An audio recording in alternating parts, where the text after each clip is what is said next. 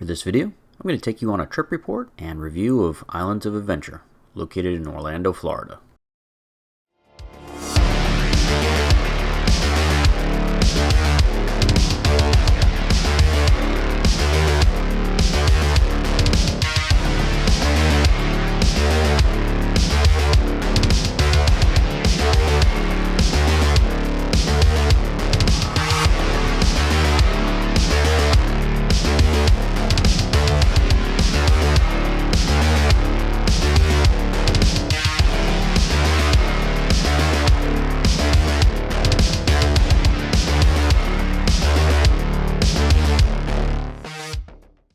Well, I'm back at Islands of Adventure. So this is one of my all-time favorite parks, so I'm going to try to take my bias out of this review as much as I can, although it's kind of hard to because this is just an amazing place and it's kind of hard to be unbiased when this is one of my home parks. I also feel really strongly towards the parks that I was there for opening year, and Islands of Adventure being a park from the 90s, I was definitely here the very first week it was open.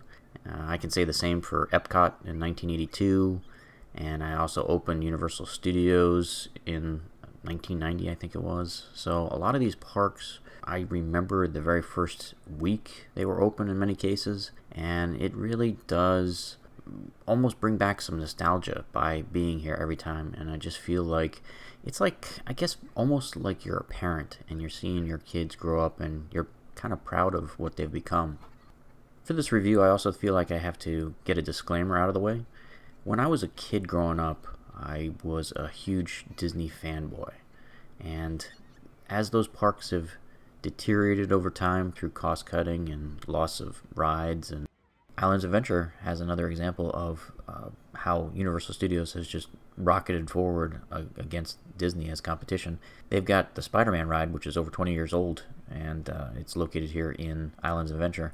And if you compare it to the brand new Spider-Man Web Slingers ride that Disney just built, the Disney version is just this cheap, pathetic, awful ride that even a Six Flags park probably wouldn't purchase because it's just terrible. And yet, Universal has this 20-year-old version that is vastly superior, and that's just a state of how Disney has basically been in this death spiral of decline and cost-cutting, and it's just the worst experience now. And people are, like me, just saying enough is enough. I'm not going to pay the crazy prices for such a poor experience. And a lot of people are just canceling their Disney vacations now, and they're probably going to places here like Universal Studios and SeaWorld instead because you're just getting a better experience. So how was my recent trip to Universal Studios? It was pretty good. I mean, the food was amazing. Some of the wait times for the brand new rides like Velocicoaster were a little rough. I mean, I had to wait 2 hours in line for that one. And Hagrid's Motorbike Adventure is, I don't know, that one has really slow loading. So a lot of times I was seeing wait times about 3 hours. And that's pretty intense to wait in line for, like a 5-minute roller coaster ride and spend 3 hours in line.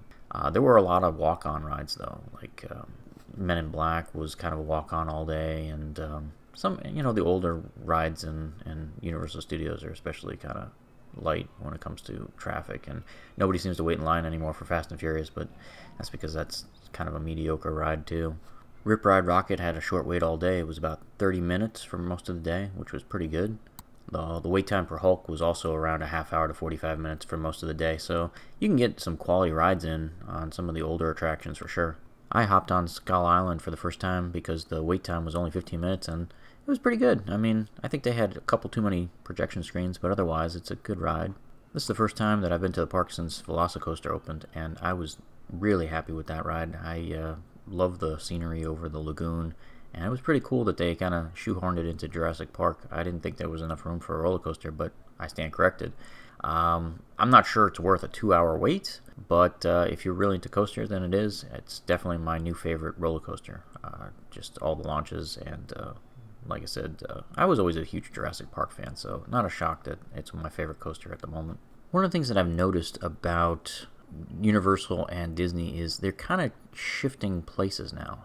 For the longest time, people came to Florida for the Disney parks, and Universal would be like, a second or third day attraction, and it wouldn't be the primary draw to the area. But now with the Volcano Bay, Islands of Adventure, Universal Studios, and the Epic Universe, I think people are going to be coming to the Universal parks as the first choice, and Disney's now becoming that second day, also ran type of park, because Disney's just not putting the money into their parks, at least not in a smart way. They just opened Guardians of the Galaxy Cosmic Rewind. They spent hundreds of $millions on that ride, and that ride is awful. Half the riders are coming off of it puking because it's such a poorly conceived ride, and Disney is just such a poorly run company at this point that I don't see them hanging on to their status as the #1 tourist attraction in Florida. I see Universal overtaking them in the not too distant future. And if you compare Islands of Adventure, which is now kind of an old park, it's opened in the 90s, it's still a much better experience than Animal Kingdom or Epcot, and that hurts me to say because Epcot used to be my favorite park. But that's the bottom line for me. Islands Adventure is probably the best park in Florida, bar none.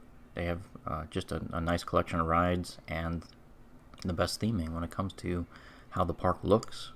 And the maintenance, I think, is superior now at the Universal parks compared to the Disney parks.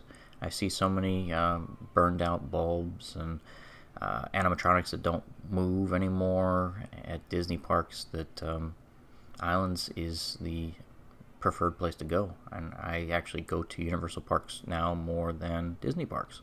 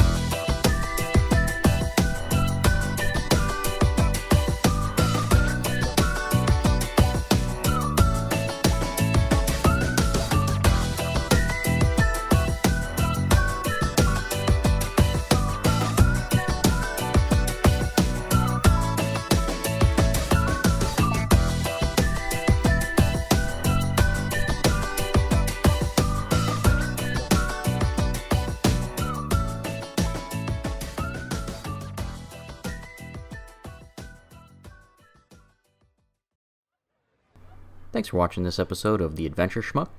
If you enjoyed today's video, don't forget to like and subscribe. See everyone next week.